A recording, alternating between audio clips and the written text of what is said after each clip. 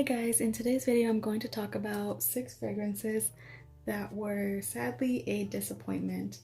It's not that these all smell bad or that they even smell bad to me, it's that I was expecting something completely different.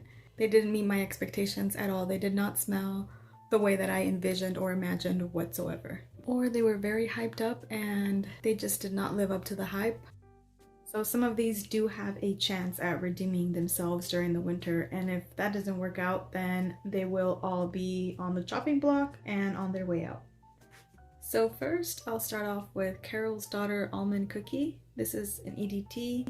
This was very hyped up on TikTok. At least I saw a couple people talking about it and really hyping this one up, like being a delicious almond cookie gourmand. And even the notes on here say sweet marzipan, warm vanilla, and almonds. So I thought I'm gonna smell like a delicious almond cookie, which I love. I love the way almond extract smells. I love that. But this does not smell like that. I do believe that this was reformulated and maybe that's what happened. It was just completely ruined in the reformulation. But all this smells like is like extremely powdery almonds, like stale powdered almonds. So maybe like stale almond flour. I don't really get a lot of sweetness. I don't even get a lot of vanilla. It's just old dusty almond powder. It has a very vintage powdery vibe to it. There's nothing gourmand in here in my opinion. I mean, it's as gourmand as almond flour can be, which yeah, it comes from a food, but it's not something that you'd want to eat without some type of vanilla or something sweetening it up. So this was extremely disappointing. I have tried to wear this because you know me, I don't give up on anything. I wore this with some tart cherry fragrances and it really like smoothed them out and rounded them out. And it added like an extra almondy powdery touch, kind of like similar to like Jergens lotion, you know, that classic cherry scent from Jergens lotion. It was similar to that, but if I would have known that that's what it was, I would have never purchased it, and it was very much a disappointment. And I did let this macerate, and it's still a no. If I don't fall in love with it or enjoy it this winter, I will be getting rid of this one. So next I only have a decant of, and this is Versace Crystal Noir, the EDT. A lot of people seem to enjoy this one. Some people say it's like a very seductive fragrance, and I don't get that at all. I almost can't believe that people think that. To me, it smells very vintage, it just smells like a powdery vanilla. It smells very vintage. I could smell this on an older aunt, which there's nothing wrong with that. I don't even dislike this scent whatsoever. It's just not what I was expecting at all. I already have vanillas like that, so it just smells like a vintage powdery vanilla fragrance. There's almost something like a baked pear or something like a baked fruit in here. That part is kind of good, but as soon as I put this on my skin, it's just powdery vanilla. That's not what I was expecting whatsoever. This is one that I am okay to let go of. I don't dislike it, it's just a disappointment. Now I know I'm going to disappoint people with this one. This is Atelier d'Or's Lune Féline. This is a decant. It's the one that has the gold flakes. And I was very curious about it because this is really hyped up on YouTube. I guess all of these were kind of hyped up somewhere. And this was so disappointing because I was expecting a delicious, maybe like a green vanilla scent. And actually the smell, the greenness that's in here is very medicinal, like an herbal medicine. Kind of smells something along the lines of like the tiger balm cream or some arnica cream or Bengay. It's not something that I would ever want to wear. It smells like a healing ointment, which I don't mind, but it's not something that I would want to wear as a perfume. It's very dominant in the fragrance, that scent of like an herbal medicine. It's very strong, it's very dominant, and this definitely made me learn my lesson that I don't enjoy vanillas unless they are gourmand. And I already have my holy grail non-gourmand vanilla. I already have one that does it for me. I don't need to try any more vanillas that are not gourmand. I will not be seeking out any other vanillas unless they are extremely gourmand. Sadly, this is a huge no for me. I can't see myself ever falling in love with this. I might come back and smell it in a few months, just maybe during the middle of winter and see how it goes, but this one's definitely on its way out. So this is another vanilla fragrance. This is a clone version of Nishane's Ani. This is Drowning in Vanilla.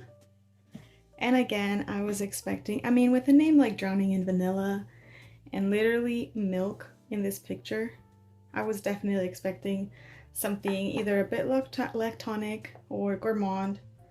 Just definitely not what I got. However, the greenness in this, because there's something in there that's very green, very like herbal, maybe it's cardamom or something like that. The greenness in here though is a lot easier to tolerate. I said I was going to declutter this before, but I actually wasn't able to get myself to do it. I mixed this with the gourmand vanilla and it smelled pretty good. And I even compared it, like if it smelled good, if the layering combination smelled better than the vanilla on its own, and it did. So for that reason, I kept it. I thought if this can amp up my gourmand vanillas, then it's worth keeping. So I don't dislike it at all.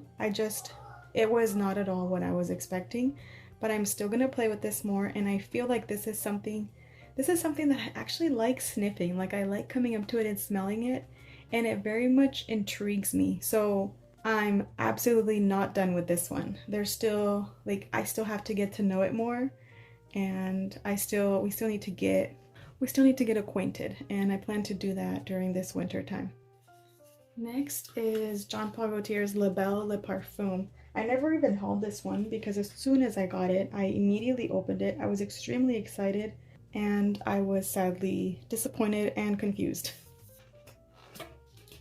I mean, first of all, this bottle is stunning. Literally stunning, look at that. I get a lot of pear and a lot of vanilla in this.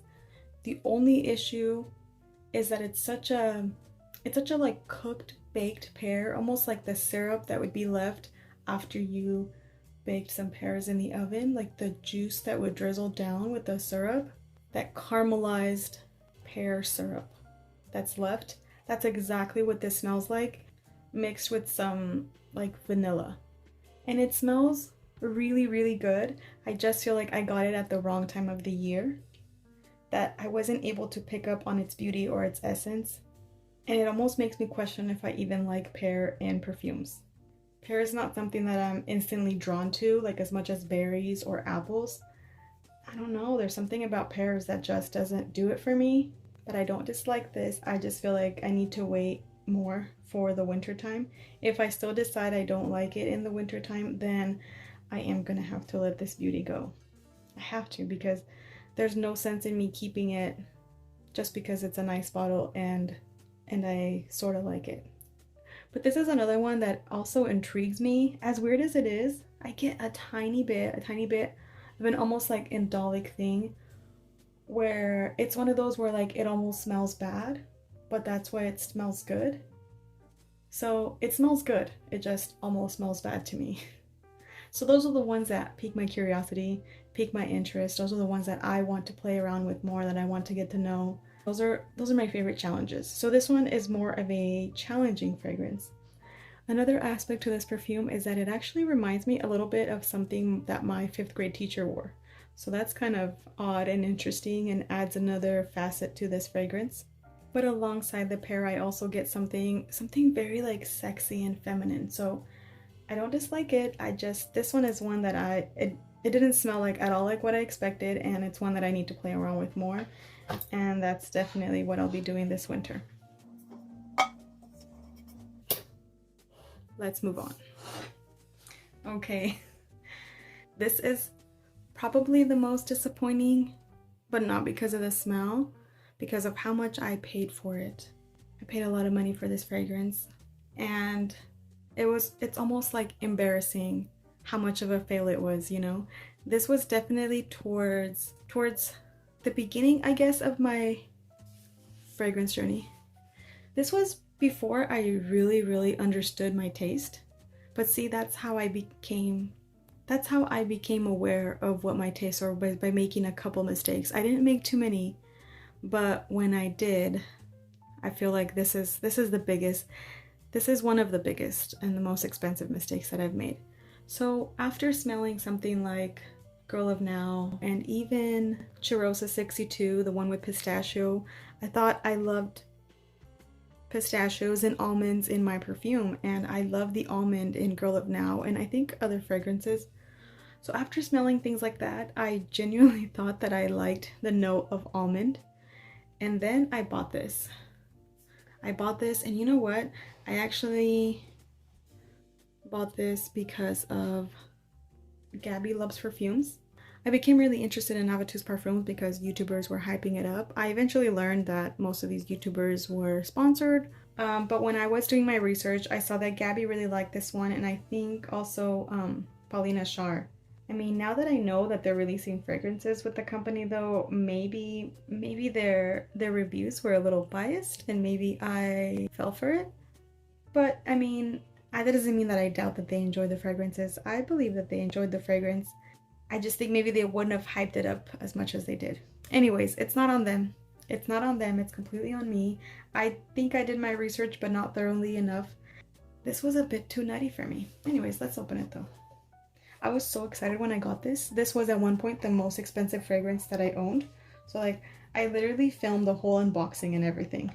Like I legitimately filmed it. And it was such a fail that like I never did anything with the video. Look at how beautiful, like this is literally beautiful. Look at the packaging, beautiful. It's such a heavy bottle, such a beautiful lid, very weighted. But when I smelled this, all I got was literal roasted almonds, not in a gourmand way. That seems like it'd be a nice smell if you were about to eat some almonds, not to wear, you know? It seemed almost more like savory than sweet, but let me smell it again and refresh my memory.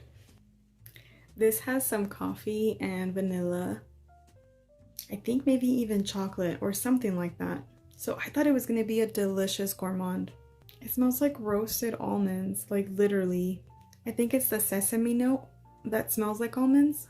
But this is way too literal for me. Like it smells like the nutty topping on a dessert, but not the whole dessert, just the nutty topping. Now I'm getting a little bit more like green almonds. Yeah, this is still a disappointment big time. I am gonna try it in the winter time, and then if not, I'm gonna get rid of it. This was not an embrace, this was a disgrace. This seems like maybe it would be good for layering with other things that are lacking some nuttiness to them, maybe, but for the price that I paid for it, I mean, I did not want it to be something that I could potentially layer with. I wanted it to be something that I absolutely loved. There's a few of the other ones that I should have got, but I don't know why I settled for this one. I might give it another try in the winter, and then after that, it's going. I almost feel like I'm sounding sad, but it's because this was so disappointing. Number one most disappointing fragrance. This one and Amber Nui were extremely disappointing. Like, they made me feel sad. I was literally down because I spent so much money on them and they were disappointments. I feel like actually the times that I ventured out and spent the most money is when the fragrances have failed me. So I have vowed to not spend too much money on fragrances that I have no idea what they smell like. Because it's almost like the more expensive that I went with my blind buying, the worse I did. So I will no longer be buying any niche or private line fragrances because it doesn't work. Oh, there's something in here like a woody vanilla that smells a little bit dusty and old. Like an old dusty wood bench with some almonds on it. It's a huge no. This is a huge no, and this is extremely disappointing. So anyways, on that bad note, I'll end things. So don't be fooled. Don't be fooled by these influencers who get free perfumes. You know what though, speaking about Gabby's fragrance, I'm so excited for it. I absolutely know, like I know for a fact it's going to be so delicious, so gourmand, so edible, and I'm going to love it. So I'm definitely going to buy her fragrance, and I'm going to sell this one so I can pay for that one when it comes out. I'm very excited for it, and like I said, I'm definitely going to buy it. Okay, so that's all for today, guys. Thank you guys for watching. Thanks for hanging out with me. I'll see you guys next time. Bye.